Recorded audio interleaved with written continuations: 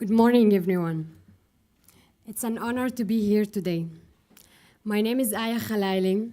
I'm a Palestinian living in Israel, and I will tell you my story today about the city that changed me the most, Jerusalem.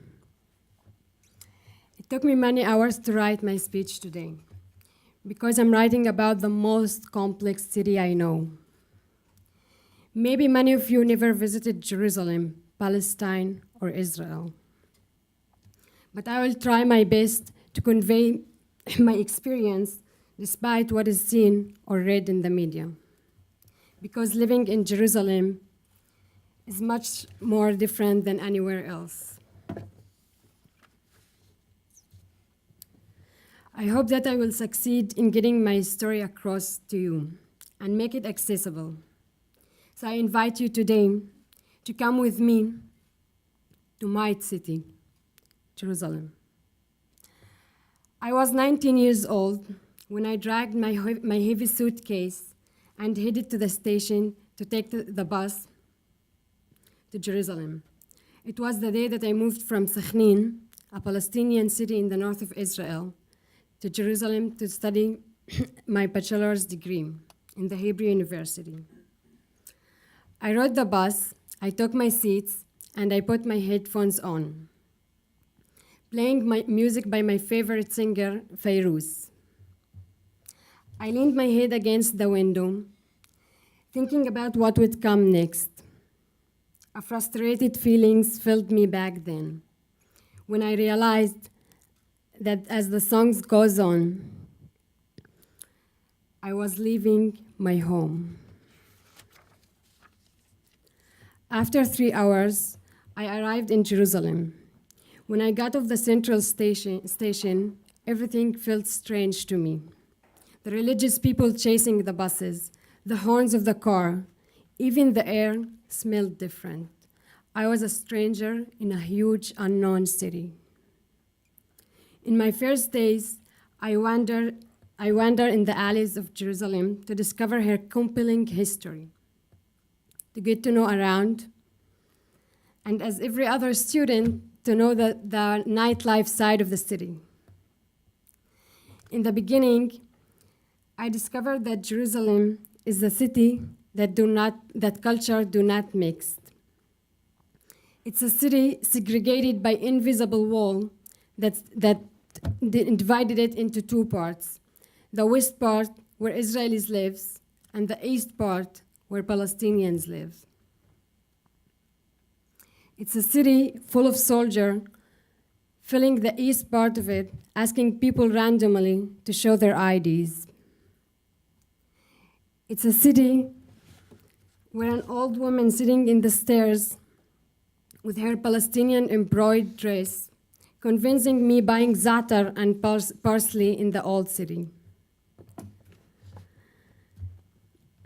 It's a city where people wander fearfully in its street, anxious and suspecting one another.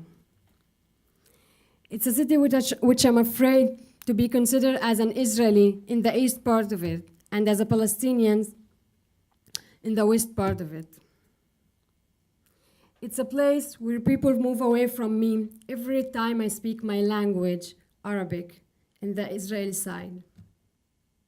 My city, Jerusalem, in my city, Jerusalem, I'm afraid that my identity will be revealed. In my first year in Jerusalem, the city witnessed explosive period. 3 Israelis were kidnapped, a Palestinian boy burned alive. Palestinians were stabbing Israelis in the streets, and Israeli settlers burning Palestinians' houses. Both sides wished death to the other. My fears turned into reality on that unforgettable day, when I was heading to the Hebrew University at 7 o'clock with my friend.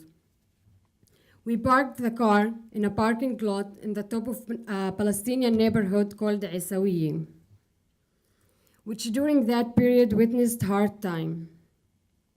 It was, and still is, closed by 2 checkpoints from both entrances. prohibiting its people from entering or exiting the neighborhood unless it was urgent. We get out of our car, walking toward the university and chatting about how our day was. Suddenly, my friend shouted, "Run, Aya, run!" I start running without knowing why. I ran frightened, with my whole body shaking. I couldn't run anymore. I tripped and fell. My head hit the ground. A second later, someone from Essaouira threw a Molotov cocktail at us, thinking that we were an Israelis. It exploded right next to my head. I was trembling, crying, and shouting. I closed my eyes, wishing to hear someone around. I don't know how long it took, but I found myself between my friend's arm, holding me and running as fast as he could. And the only thing that he shouted to save us was, "إحنا فلسطينية, إحنا فلسطينية, وقف! We are Palestinians, stop it." When we had run far enough and we were in a safer place, a policeman came to us, asking for our IDs. After he read our names and knew that we are Palestinians, he asked, "Who threw the Molotov cocktail at you?" I answered, shaking, "I don't know." He shouted loudly, "We know that you saw him. Tell us the truth. If you don't cooperate with us, you will be taken to jail." The policeman didn't release us and kept us for 1 hour investigation. In that moment, I froze. On one side, Palestinians from Essaouira attacked me with an explosive bottle, assuming that I am an Israeli. And on the other, the policeman attacked me verbally, assuming I was covering up for Palestinian attacker when he was supposed to protect the victim. We, the Palestinian who have the Israeli passport, fall between the cracks. On that day, Jerusalem became black for me.